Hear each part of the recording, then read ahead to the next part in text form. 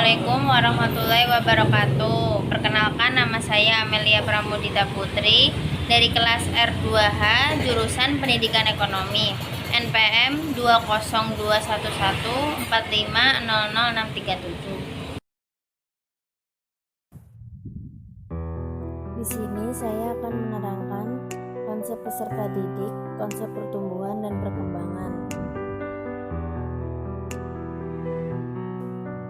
1. Pengertian peserta didik. Secara etimologi, peserta didik adalah anak didik yang mendapat pengajaran ilmu.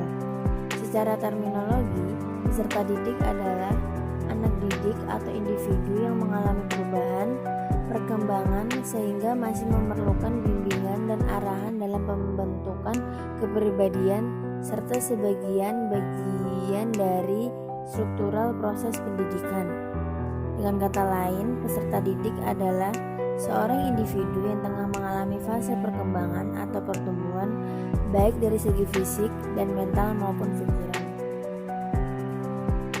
Yang kedua, konsep pertumbuhan dan perkembangan. Pengertian pertumbuhan. Pertumbuhan berkenaan dengan hal yang bersifat fisik atau biologis yang merujuk pada perubahan kuantitatif atau dapat diukur seperti bertambahnya berat badan, bertambahnya helai rambut di bagian kepala, bertambah tinggi badannya, bertambah besar ukuran tulang atau bagian tubuh lainnya seperti bertambah besarnya ukuran bahu, perut, pinggang, kelamin, payudara pada perempuan dan sebagainya. Selanjutnya, pengertian perkembangan. Perkembangan adalah perubahan-perubahan yang dialami individu atau organisme menuju kedewasaannya atau kematangan yang berlangsung secara melalui sistematis, progresif dan berkesinambungan, baik menyangkut fisik atau jasmania maupun psikis atau rohania. Syamsu Yusuf 2001 sama dengan 15. Adapun pengertian lain perkembangan yaitu mengacu pada sesuatu yang bersifat non-fisik atau juga merujuk pada perubahan kualitatif yang meliputi hal-hal yang bersifat psikologis seperti perubahan inteligensi atau kecerdasan dalam berpikir, bakat, minat, emosi, aspek sosial, dan lain sebagainya. Yang ketiga, adapun ciri-ciri dari pertumbuhan dan perkembangan.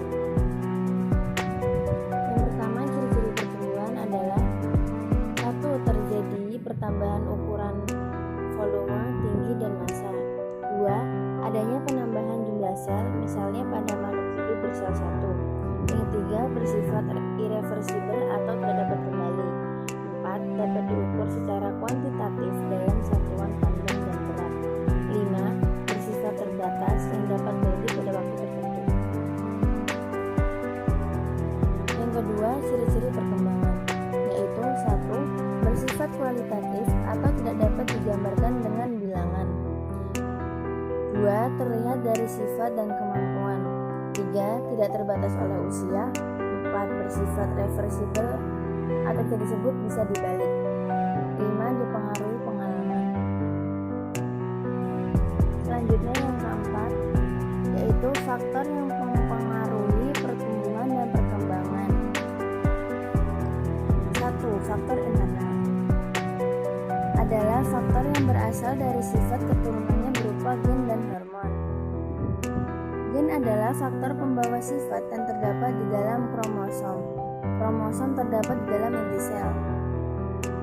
Gen disusun oleh bahan dasar kimia yang sama, tetapi susunannya berbeda antara individu satu dengan yang lain.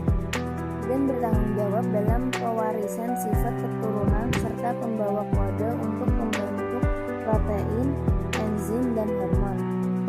Protein, enzim, dan hormon mempengaruhi berbagai reaksi metabolisme dalam tubuh untuk mengendalikan proses pertumbuhan dan perkembangan. Hormon pertumbuhan dan perkembangan pada manusia seperti FSH, LH, estrogen, progesteron, dan testosteron. Hormon pada tumbuhan seperti auksin, gibberellin, asam abisat, etilen, sitokinin, asam traumalin, dan halin. 2. Faktor eksternal adalah faktor yang berasal dari luar tubuh organisme.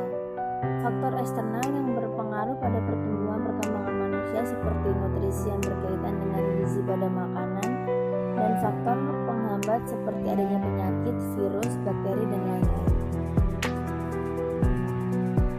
Yang kelima, prinsip-prinsip perkembangan antara lain: 1. Perkembangan merupakan proses yang tidak pernah berhenti. 2. Semua aspek perkembangan hal yang mempengaruhi. 3. Perkembangan mengikuti pola atau arah tertentu. 4. Perkembangan terjadi pada tempo yang berlainan. 5. Setiap fase perkembangan mempunyai ciri khas. 6. Setiap individu normal akan mengalami tahapan atau fase perkembangan. Sekian penjelasan dari saya. Bila ada salah kata, mohon dimaafkan.